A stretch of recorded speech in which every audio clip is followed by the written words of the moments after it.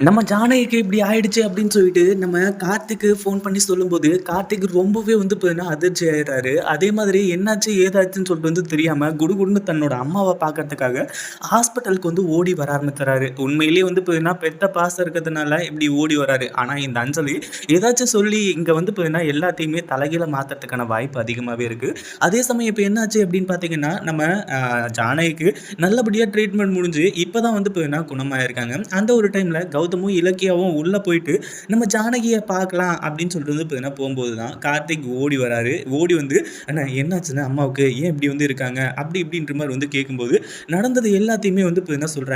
அதே மாதிரி இலக்கியா இருந்துட்டு, "இங்க பாரு கார்த்திக், மொத்த சொத்தையுமே கூட நீயே எடுத்துக்கோ. எந்த ஒரு பிரச்சனையும் கிடையாது. ஆனா நீ தான் வந்து பார்த்தீங்கன்னா எங்கள தப்பா நெனச்சுக்கிட்டு இருக்க. கௌதம் வந்து இந்த வீட்ட விட்டு போறேன் அப்படின்னு சொல்லிட்டு வந்து சொன்னதுனால தான் ஜானகி அத்தைக்கு இப்படி ஆயிடுச்சு." அப்படின்ற மாரி வந்து சொல்லிட்டு இருக்காங்க. ஒரு பக்கம் நம்ம ஜானகியும் இருந்துட்டு, நீங்க 2 பேரும் ஒத்துமையா இருக்கணும்னு தான் நான் விரும்புறேன் அப்படின்ற மாரி வந்து சொல்லும்போது, இங்க நம்ம கார்த்திக் வந்துட்டு இனிமே நான் அண்ணன் கூட நான் ஒத்துமையா இருக்கேன் அப்படின்ற மாரி சொல்லி, கௌதம கட்டி புடிச்சு கதறி அழுறாங்க நம்ம கார்த்திக். உண்மையிலேயே நம்ம கார்த்திக் இப்போ கொஞ்சம் கொஞ்சமா மாறிட்டாரு அப்படின்னா, ரொம்ப சூப்பரா இருக்கும். இந்த வீடியோ புடிச்சிருந்தா லைக் பண்ணுங்க, ஷேர் பண்ணுங்க.